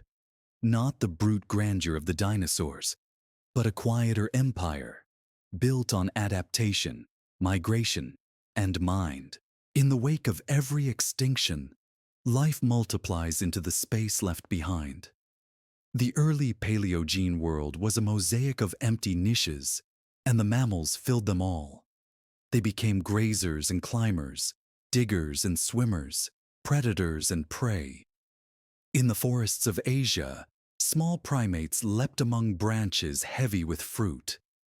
In the plains of North America, herds of early ungulates, ancestors of horses, deer, and cattle, began to gather. Carnivorous mammals, with sharper teeth and quicker reflexes than anything before them, stalked the edges of these herds. Evolution had rediscovered diversity, but it had not yet learned restraint. For millions of years, this new balance thrived. The Eocene and early Oligocene epochs were an age of abundance, a global garden of mammals. Their bones now lie scattered from Wyoming to Mongolia, preserved in layers of ochre sediment that still carry the faint scent of ancient rain. Fossil skulls from this time reveal the first true predators of the mammalian world: Hyanodon, Andrewsarchus, and others whose names sound like warnings. Their jaws were not built for elegance, but for finality. Yet even they were only temporary monarchs in the endless rotation of life's rule. The most haunting truth of evolution is how easily it forgets its champions. Lineages that once flourished for tens of millions of years vanish without drama, replaced by others that seem to appear from nowhere. In the record of mammals, This amnesia is constant. Great dynasties of life rise, then collapse quietly, leaving only a scattering of bones and a question: what happened to them? Paleontologists call these disappearances the lost lines. Some were erased by climate shifts, a cooling here, a drying there. Others vanished when continents drifted apart or collided, severing migration routes and isolating species in unfamiliar lands. Still others succumbed to competition, outpaced by faster, leaner, cleverer descendants. But there are also gaps that no explanation can fully fill, lineages that end without trace, as if evolution itself turned the page before finishing the sentence. Among these ghosts are the condylarths, primitive hoofed mammals that once dominated the early Paleocene. For a time, they were everywhere, grazing on the first post-dinosaur vegetation. Then, without clear reason, they dwindled. Their descendants split into two vast and divergent paths, the carnivorous and the herbivorous, giving rise to the ancestors of modern ungulates and predators. Yet the original forms disappeared, leaving only evolutionary shadows. Another lost empire swallowed by time, and there were others. Coryphodon, a semi-aquatic giant with tusked jaws that roamed Arctic swamps. Wintotherium, with bone spurs rising like crowns from its skull. Brontotherium, enormous and gentle, moving in herds across what is now North Dakota. They ruled for millions of years, then perished in the cooling that marked the end of the Eocene. The ice came slowly, almost politely, but it came. The lush forests thinned, replaced by grasslands. Those who could not adapt to open plains vanished. It is easy to read these extinctions as tragedy, but they are closer to metamorphosis. Each disappearance carves a space for something new. As the forests receded, the first true grazers emerged, ancestors of the modern horse and rhinoceros. Their teeth evolved to grind tough grass, their limbs to run. Where once lumbering herbivores wandered through ferns, sleek runners now crossed the wind. The earth had begun shaping speed itself. Meanwhile, the primates, still small, still largely confined to trees, were quietly evolving their own experiment in perception. Their eyes, once adapted to the dimness of nocturnal life, began to adjust to daylight. Depth, color, and detail became survival tools. The mind began to weave images from light, and curiosity turned from instinct into something more like awareness. In those bright Eocene forests, thought itself began to take form. But the world that nurtured these experiments was unstable. The continents continued their slow collision and drift, raising mountain chains and rerouting oceans. New climates followed. The once humid equatorial zones began to dry, forming the first open savannas. Grass, that subtle invention, began to dominate, changing not only the landscape, but the atmosphere, trapping carbon in its roots, cooling the planet further. The empire of mammals would have to evolve again, this time not just to survive, but to move. Migration became destiny. Species followed the seasons, crossing land bridges that linked continents for a few fleeting millennia before sinking again beneath the sea. Fossils from this time tell stories of connection. Elephants in Asia sharing ancestors with those in Africa. Horses moving from North America into Eurasia. Apes spreading through tropical corridors that no longer exist. The planet was a living labyrinth, and every path was temporary, and within that motion came loss. The Oligocene saw another wave of quiet extinctions. Not a mass death, but a slow thinning. Mammalian diversity fell. Some species shrank, others specialized too narrowly to endure. The fossil record from this era shows long silences between bursts of innovation, as if the Earth were exhaling between cycles of creation. It was a time of both brilliance and forgetting. The mammals that survived carried forward lessons written in extinction. They became smarter, more social, more flexible. They learned cooperation, developed communication, and began forming bonds beyond instinct. Among the predators, packs appeared, wolves before wolves. Among the grazers, herds gathered for protection. Life was learning strategy. To look back now at this age is to see the pattern of the future already forming. Intelligence arising from instability, endurance born from loss. Each vanished lineage fed the next. Every extinction was a refinement. And yet, there is melancholy in this knowledge. The beauty of life is inseparable from the certainty of its disappearance. Every creature that walks today does so on a graveyard older than imagination. Beneath our feet lie the forgotten bones of 1,000 empires, species that dreamed of permanence, just as we do. When the Eocene ended and the Oligocene began, the world was no longer the same. The tropical heat had receded, the polar ice returned, and the once global forest fractured into islands of green. But in that fragmentation, something new was born: complexity. Evolution had found its rhythm in the cycle of destruction. The mammals had claimed the Earth, but the Earth was never theirs to keep. It merely loaned them time, as it had loaned it to the dinosaurs before. And one day, it would reclaim it again. For now, though, the world was vibrant, alive with possibility, with motion, with sound. The silence that had followed the great extinction was long gone. In its place came the chorus of a living planet, unaware of the next silence already forming far beyond the horizon. While the continents evolved their restless empires of fur and bone, the ocean was still learning to breathe again. For tens of millions of years after the cataclysm that erased the dinosaurs, it had remained a subdued world, chemically unstable, biologically cautious. Its great predators were gone, its reefs half-formed, its chemistry recovering from the fever of carbon and acid that had poisoned it. But nothing on Earth stays quiet forever. Even silence, beneath enough pressure, begins to sing. The first voices of that underwater resurrection were small, microscopic shells, plankton and algae, the invisible architects of oxygen, returned long before the eye could see them. They formed pale green clouds beneath the surface, absorbing sunlight, turning death into air.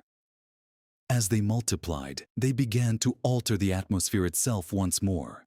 The Earth's breath was regaining its rhythm, one molecule at a time. In those early Eocene seas, new kinds of coral appeared, hardy, opportunistic, adapted to the warmer waters left behind by the Paleocene heat. These corals did not resemble the vast reef fortresses of today.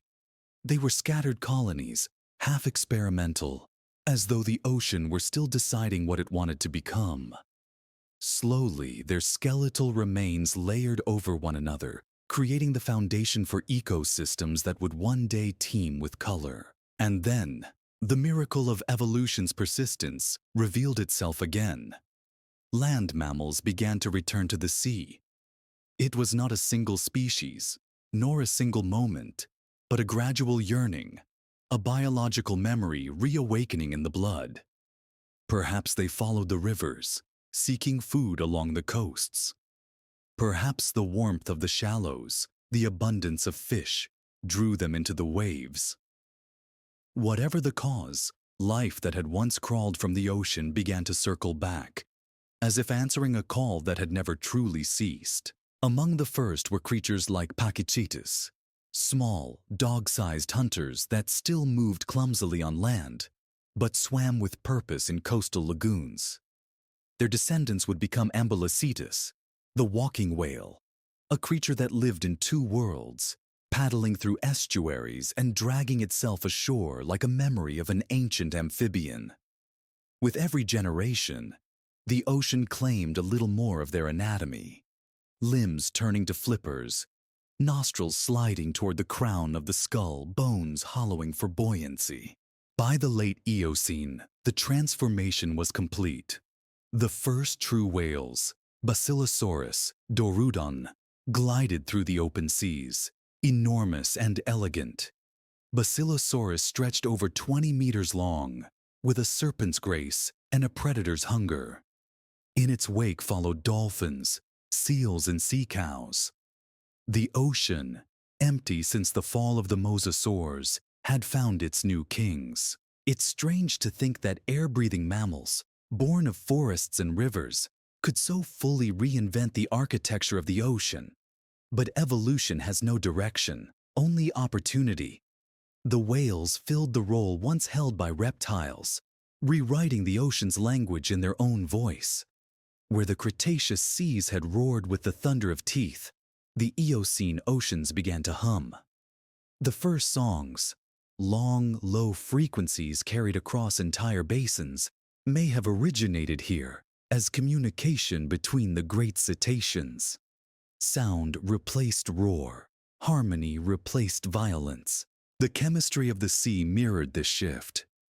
As photosynthetic plankton proliferated, oxygen levels rose again. The water cleared, turning the deep blue we know today. Life diversified rapidly. Sharks regained their dominion as apex predators, their lineage barely altered from the age of dinosaurs. Rays glided like shadows across the seafloor. Squid and octopus, inheritors of ancient intelligence, flourished once more in the twilight zones. The ocean was recovering its memory, a memory of motion, of pattern, of endless renewal. Yet, like all resurrections, it came with cost. The expansion of marine mammals coincided with new extinctions among older species, remnants of the Paleocene fauna unable to compete with these warm-blooded invaders. The ocean's equilibrium shifted again. Its balance was never static.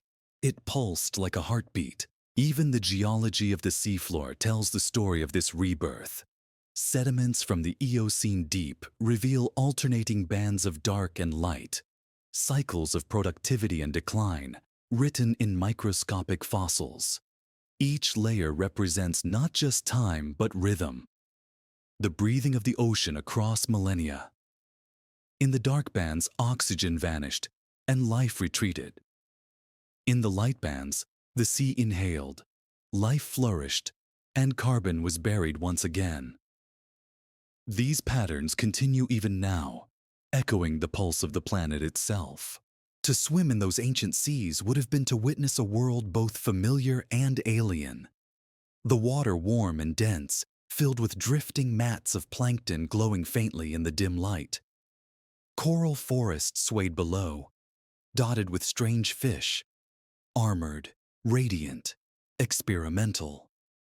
Above, the silhouettes of whales moved through columns of sunlight, their massive shapes casting shadows over the ruins of older worlds. And somewhere within that depth, intelligence had begun to take a new form, one that did not build tools or cities, but communicated across thousands of kilometers through sound. The whale's song may be the oldest surviving language of consciousness, unbroken since that age. A form of memory not written in stone or bone, but carried through water and air. Every species that emerged from the ocean carried within it the memory of its return. Seals learned to migrate between hemispheres. Dolphins developed complex societies. Manatees drifted lazily through tropical shallows, living reminders of the forests they once grazed upon. Even fish evolved new symmetries and colors, shaped by light filtering through ever-deepening waters. The ocean, long muted by catastrophe, had found its voice again. Not the roar of violence, but the song of endurance. It's tempting to see this period as a final triumph, a balance restored after endless cycles of death. But balance on this planet is never permanent. The oxygen that once saved the seas would later fuel new fires. The same carbon buried in the deep would someday rise again through volcanoes, restarting the breath of instability. The ocean's calm was an interlude, not an ending. Still, for millions of years, that peace endured. The Earth's lungs worked perfectly. The tides danced in harmony with the moon. The great whales sang across hemispheres. The air grew rich again, and the forests above breathed in rhythm with the waves below. It was a symphony of resilience, the closest the planet would come to equilibrium before the next upheaval. To stand on a shore then, had there been anyone to stand, would be to witness the planet in the middle of its long recovery. Warm light, clean air, clear seas, the song of the ocean rising into the dawn. The Earth was alive again, unscarred to the eye, though every molecule of its calm still carried the ghost of fire. The ocean had remembered how to breathe, and with its breath came something the world had not known since the dinosaurs fell. Grace. But grace never lasts. Deep beneath the continental plates, new mountains were forming. The air, though clean, was growing heavy once more with unseen gases. And far to the north, the first snow of a coming epoch began to fall. The ocean exhaled, unaware that it was breathing toward another silence. The silence after catastrophe never lasts. Once the oceans had steadied and the forests matured, the Earth began to dream of size again. For tens of millions of years, evolution had favored the small, quick, flexible, hidden from extinction's reach. But now, stability gave birth to ambition. Creatures began to grow once more, as if the planet itself, recovering its confidence, wanted to see how far life could stretch before it broke again. The result was a world of giants. Not the scaled titans of the Cretaceous, but mammals of flesh and breath, born from endurance rather than dominance. They were the Earth's second experiment in grandeur, and for a brief golden age, they ruled a world rebuilt from dust. The Oligocene and Miocene epochs, the heart of the Neogene, became the stage for this quiet spectacle. The continents had nearly settled into their modern shapes. Mountain ranges rose where shallow seas had once shimmered. Grasslands spread wide across Africa and Asia, their endless horizon a new kind of empire. In this open world, size became survival. The first of these new monarchs was Prehistoric, a distant cousin of the rhinoceros, but without horn or enemy. Standing 5 meters at the shoulder and stretching more than 8 in length, it was the largest land mammal that ever lived. Fossils of its leg bones, thick as columns, have been found in the deserts of Pakistan and Mongolia.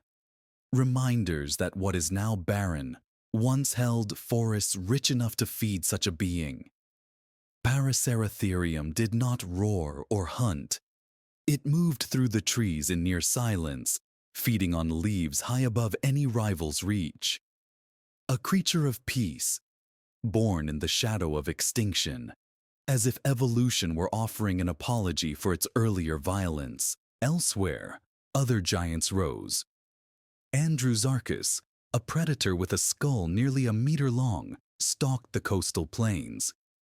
It is known only from fragments, a jaw, a few teeth, but even these suggest a power that could crush bone like paper.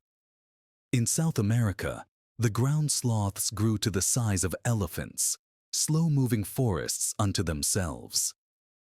Titanoboa, the great snake of the Paleocene tropics, reached lengths of 13 meters, its coils thick as tree trunks, its breath carrying the warmth of a vanished world. The Earth seemed intoxicated by abundance. Every continent invented its own version of enormity. In Australia, marsupials filled the void left by placental mammals, evolving lions, kangaroos, and wombats of impossible proportions. In Europe, Giant boars and antlered deer wandered through mists that would one day belong to myth. And beneath the newly warmed seas, whales grew even larger, turning the ocean into a cathedral of motion. The planet, for a brief span of time, became extravagant again. A display of vitality so immense it bordered on hubris. But in every rise lies the seed of decline. Size demands stability, and the Earth, as ever, was incapable of granting it. The same tectonic movements that had opened continents also reshaped the global climate. As the Himalayas rose, they altered the jet streams, cooling the planet. Carbon dioxide levels fell. Deserts expanded. The age of lush abundance began to dry. The giants were the first to suffer. Their sheer mass, once an advantage, became a burden in a world of dwindling resources. Fossilized growth rings in their bones reveal stress patterns: famine, drought, long migrations across empty plains. Even the whales, masters of the ocean, faced new scarcity as cold currents disrupted the plankton blooms that fed their world. The grandeur of the Neogene was fading, grain by grain, into austerity. And yet, even in decline, the giants left a legacy deeper than their bones. Their vast movements reshaped ecosystems. When herds of Paraceratherium passed, they opened canopies, dispersing seeds for miles. When ancient elephants, the Dinotherium and Gomphotherium, wandered river valleys, they carved paths that guided the flow of rivers and the growth of forests. Their migrations became geography. The Earth was no longer simply a backdrop for life. It was being sculpted by it. There is a strange humility in this, that creatures of unimaginable size left behind not monuments, but patterns. We find their traces not as ruins, but as continuities, the way certain trees still grow in lines that follow extinct migration routes, the way riverbeds curve where herds once walked. Their memory is etched into motion itself. But perhaps the most haunting truth of this age is that intelligence, too, began to scale. As the giants grew larger, so did the capacity for awareness among the smaller mammals that lived beside them.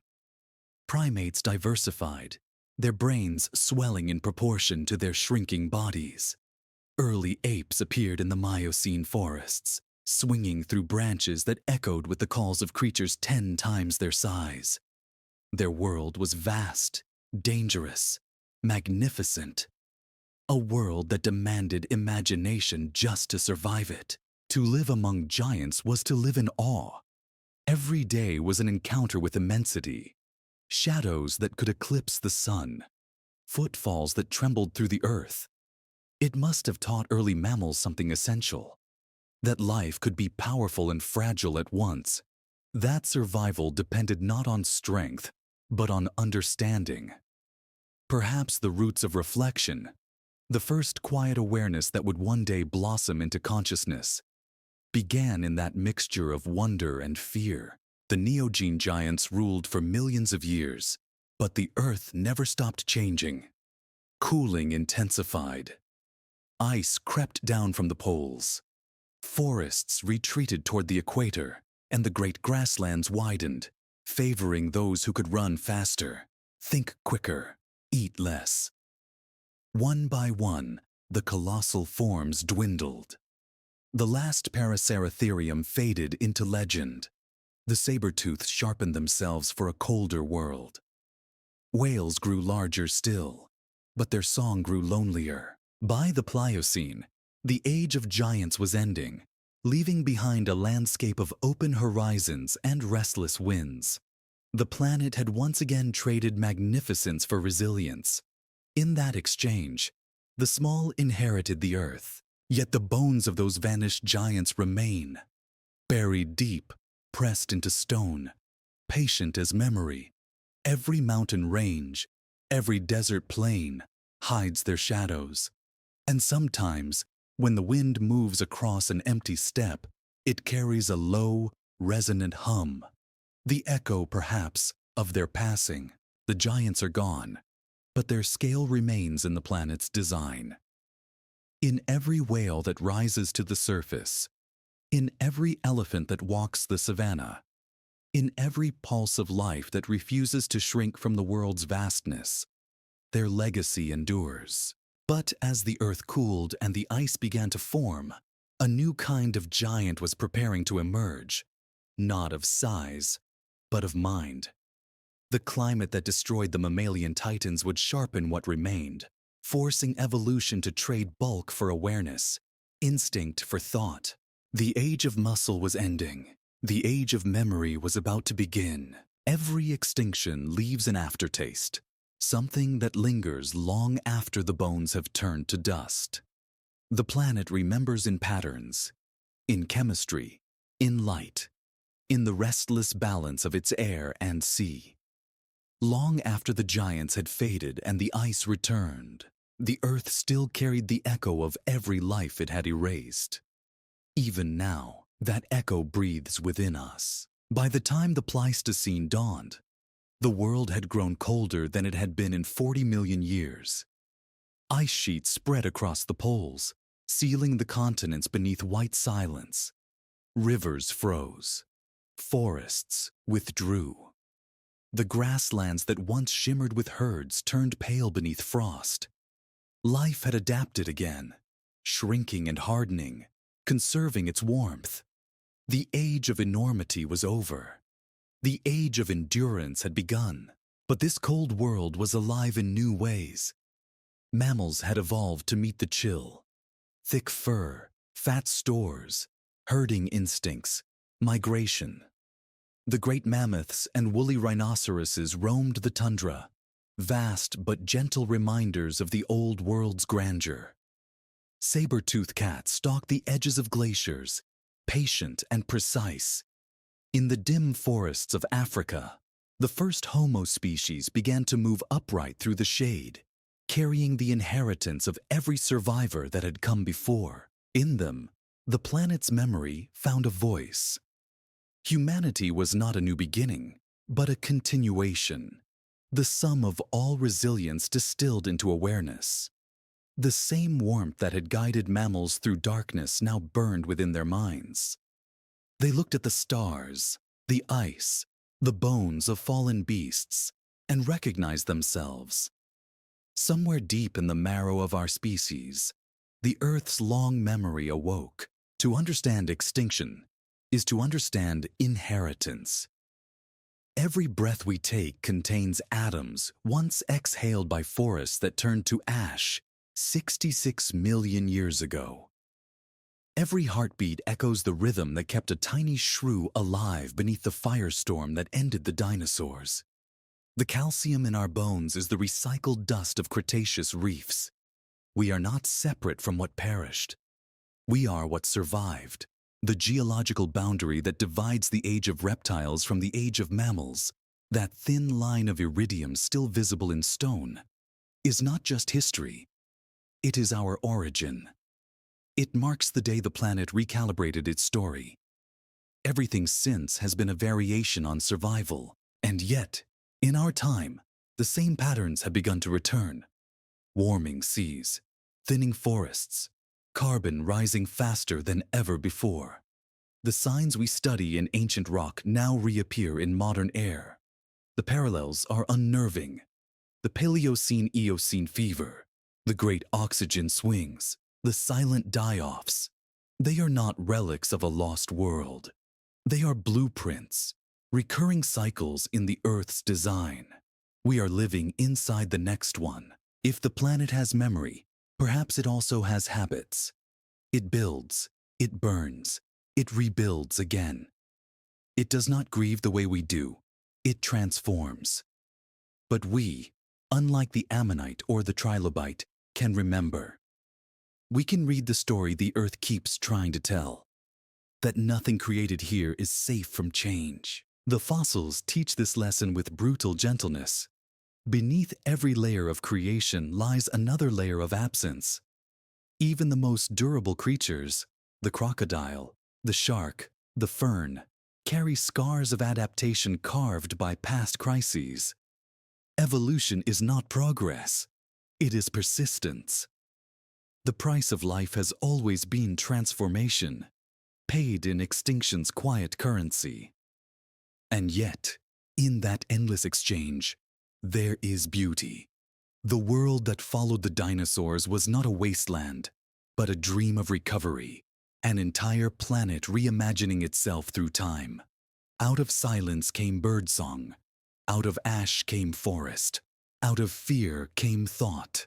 Perhaps that is the hidden rhythm of existence, that the end is never the end, only the pause between heartbeats. There are places on Earth where this truth is visible. In the Badlands of North America, where wind sculpts bone-colored rock, layers of ancient life lie stacked like pages. Dinosaur fossils crumble into those of the first mammals, then into early horses, then into nothing but soil and grass. It is the story of continuity disguised as decay, the same story that plays out invisibly in the air we breathe, in the blood that carries iron once born in the core of a dead star. If one could strip away time and look at all the Earth's ages at once, they would not appear as separate worlds but as overlapping waves, one dissolving into the next, never truly gone. The dinosaurs still walk in the birds. The reptiles breathe in the whales. The plants that purify our air are descendants of the ferns that reclaimed the world after fire.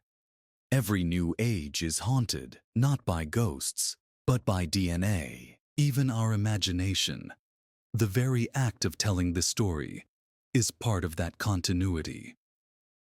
The need to remember what was lost, to name it, to grieve it, is the same force that once drove the first creatures to crawl from the sea, to reach for the light after darkness. Memory is not just human, it is biological. The planet remembers itself through us, and perhaps that is what makes extinction both terrifying and sacred. It is not a punishment, but a passage. A reminder that permanence is a lie, that creation must include forgetting. What vanishes makes space for what will be.